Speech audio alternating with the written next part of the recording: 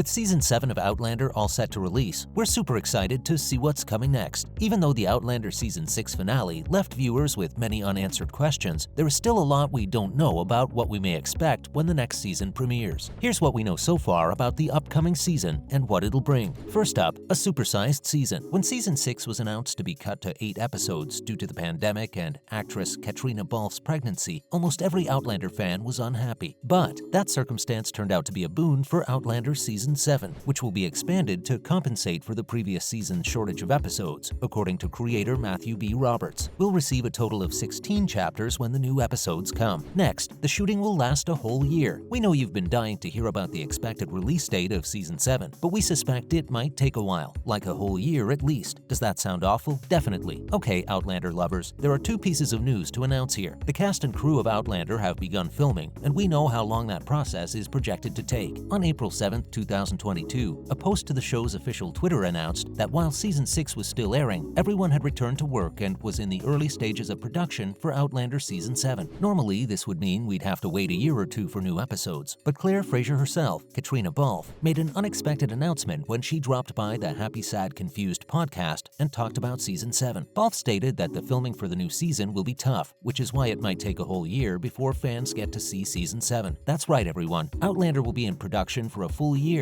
due to the significantly increased episode count. And as we'll see later, this will undoubtedly affect the length of our Droughtlander. And now, it will be based on Echo in the Bone. Outlander's based on the lengthy series of novels by novelist Diana Gabaldon, as every Sassenach worth their salt is aware. While Gabaldon released the 9th book in her series in November 2021 and was able to inform readers on the 10th and final Outlander book, we expect Season 7 of Claire and Jamie's on-screen adventures to mostly follow the route of her novels. If that's the case, the action will be based on Diana Gabaldon's 8th novel, An Echo in the Bone, which centers partly on Jamie's now-adult son, William Ransom, as he goes on many adventures while serving in the British military. Next up, we have Jamie's son in Season 7. Fans can expect to see performers such as Balfe, Sam Heughan, John Bell, Sophie Skelton, Richard Rankin, and others return for Season 7, but Outlander will also introduce adult William for the first time. We've met Jamie's illegitimate kid with Geneva Dunsany twice before, as played by Clark Butler at the age of 6 and Oliver Finnegan at the age of 11. In Outlander Season 7, Charles Vandervaart will take on the role, which is thought to be crucial to the upcoming episodes. Viewers will apparently watch the young guy as he first comes to Wilmington, hoping to aid his people as the American Revolution begins. William will have a multi-layered adventure, according to executive producer Meryl Davis, which may include his ultimately discovering that a specific red-haired former Scottish prisoner is his biological father. We can hardly wait. And now, Diana Gabaldon wrote parts of Season 7. Isn't this lovely? Given that Outlander's got a prolific writer to thank for its source material, and Diana Gabaldon's been gladly involved with the drama's production as needed since the outset, it stands to reason that she would contribute to the show's scripts at some time. Gabaldon authored Episode 11 of Season 5 of Outlander, and she's now revealed on Twitter that she also wrote Episode 9 of Season 6. However, because that season was cut short, part of what she wrote for it's now been translated into what fans will see when Outlander Season 7 premieres. We don't know about you, but we're definitely excited to see that in action. Next, it's following Season 6. Season 6 of Outlander, we're sure, is still fresh in your mind, with a lot of surprising twists, though we're confident that the writers can pull off any length of the time jump to get the action going in Season 7. Star Sam Heughan has confirmed that we won't have to wonder why things start where they do in the new episodes, because everything picks up pretty much where we left the Fraser-Mackenzie clan. Sam Heughan confirmed that the show will pick off on the cliffhanger of the last season. He added that the state of turmoil that America's in the show will make for an interesting backdrop for the new season. There's a revolution going on, and the main couple is separated. Plus, there's the prophecy that the two are going to die. There's a lot going on, basically. And finally, even the Outlander team doesn't know. Of course, now everyone's wondering when the Droughtlander will end, and we can start feeding new Outlander episodes into our eager eyes. Prepare yourself, friends, since it appears like we'll be in for a long wait. Because of the massive season, which, as previously said, would most likely take a full year to film, it's quite doubtful that Season 7 will premiere in a year or less. According to Meryl Davis, who spoke with Digital Spy in early May, those behind the series have no idea when Starz plans to show the next season, and it's likely that they won't until Outlander is much closer to completion. That's life. Despite the fact that Outlander Season 7 took a bit to arrive, we now know that we have a lot to look forward to when it eventually arrives on Starz. Next, in other news, the makers of Stranger Things talk about Stephen King's Talisman. Stranger Things, one of the most popular TV programs on the planet right now, is on a split-season hiatus, with millions of people around the world anxiously anticipating the last 2 feature-length episodes. After that, we'll have to endure the agonizing wait for the 5th and final final season, but that's when Matt and Ross Duffer, along with writer Curtis Gwynn, will probably launch full steam ahead with their episodic adaptation of Stephen King and Peter Straub's The Talisman. According to a fresh update from the brothers, the Netflix project, which was initially revealed in March 2021, is still in its early phases of production. They also commented on Steven Spielberg's overarching impact. The Duffer brothers shared, "It's amazing. So we had one meeting with Steven Spielberg and the other producers. It's just really early right now. We have an outline right now for the first episode. Even if there isn't anything further planned for The Talisman's adaptation on the page, you can be sure that everyone involved is thinking about it anytime they aren't engrossed in the Upside Down." With Steven Spielberg's name being mentioned, Ross Duffer discussed how the renowned filmmaker and the Amblin Entertainment brand makes sense for this project, which may appear to be a little too horror-themed. And now, Zoe Kravitz kicks off new movie with Channing Tatum. To be honest, Pussy Island sounds like a never-made Roger Moore-era James Bond flick. The title's double meaning. The underlying humor with a hint of suspense comes with the title Pussy Island. In any case, we're all in for this film, partly since Channing Tatum and Zoe Kravitz are doing the whole "are they a couple" thing, and the latter will be making her directorial debut with Pussy Island, as she recently announced on social media. The slate was released on Zoe Kravitz's Instagram page, heralding the start of Pussy Island filming. The motif beneath the emblem, a blooming red flower, is another wink and homage to the genitalia stated directly in the title. But what we truly appreciate is the consistent outpouring of support from a true who's who of the filmmaking world. Greig Fraser, the cinematographer for Batman, uses multiple fire emojis. His name isn't featured on the Pussy Island IMDb page, but given his expertise working on the Batman with Matt Reeves, Kravitz may persuade him to participate. Lastly, Full House star Jodie Sweetin at Roe v. Wade protest. Tensions were high following the Supreme Court's decision to overturn the 1973 Roe v. Wade ruling, which acknowledged women's constitutional right to abortion. Many celebrities voiced their opinions on the contentious verdict on social media, while others attended the numerous pro-choice protests held around the country. Jodie Sweetin, a well-known women's rights activist, attended a rally in Los Angeles, and a video from that event has gone viral, showing the actress being pushed to the ground by police. Officers can be seen dragging Jodie Sweetin back into the road before slamming her to the ground in the footage, which shows her with a megaphone on the side of a motorway where the protest was taking place. Take a peek at the video below to see for yourself. After being assisted off the ground, the Fuller House actress took a time to put her cap back on and calm herself before joining in on the crowd's cry of "No justice, no peace." Jodie Sweetin, according to Michael Aid, was trying to get a group of nonviolent demonstrators away from the motorway at the time of the incident. That's a wrap for this video. Let us know your thoughts in the comments below. Make sure to give this video a thumbs up and subscribe to our channel for more videos like this. See you at the next one.